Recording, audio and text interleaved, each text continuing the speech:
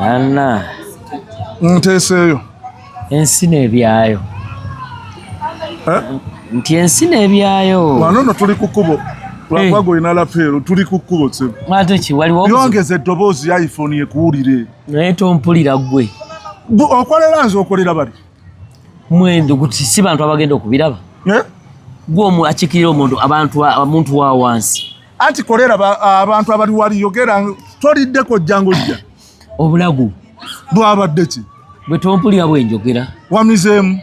Ekovu. Obolike mmandwa. N'omuzimu gujja bwe gute. Nalabye live eyono mukyala Malevu. Yadde ku live. Gwe bamukwata naye. Mukyala Malevu. Owewaka. Simanyi oba yoyo yeyitaani nani bi. Nze simumanyi linnya. Saabadde ku live yamu. Naye akawalo kategedde ako. Omuzimu gwakakwatidde ku live.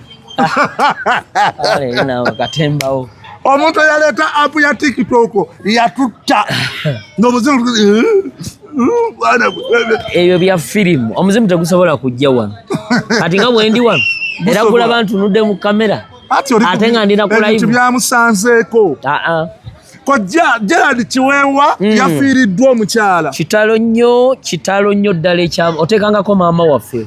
Ati nkyakwanjulira. Nti ogamba kitalo nnyo ekyamaama n'ogenda mu maaso. Maama waani? Owaffe. Maama wa Jemba. Naawe. Nedda ssebo ate tweddira gumu. Omukyala nakazadde waki?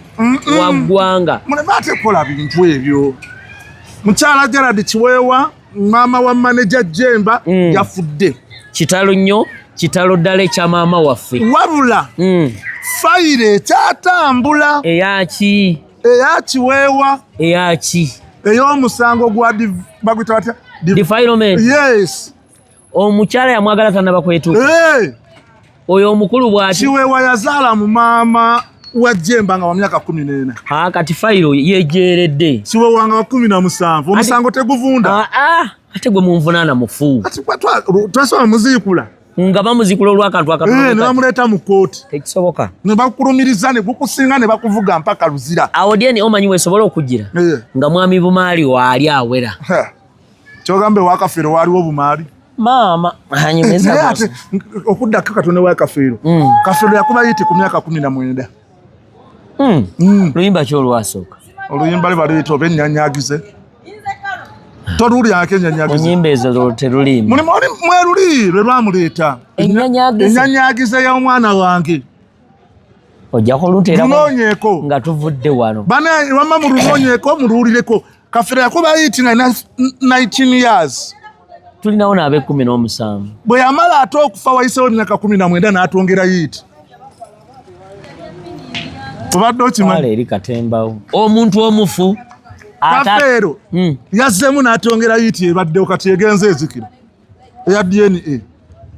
Ate olwo luyimba. Mbadde nti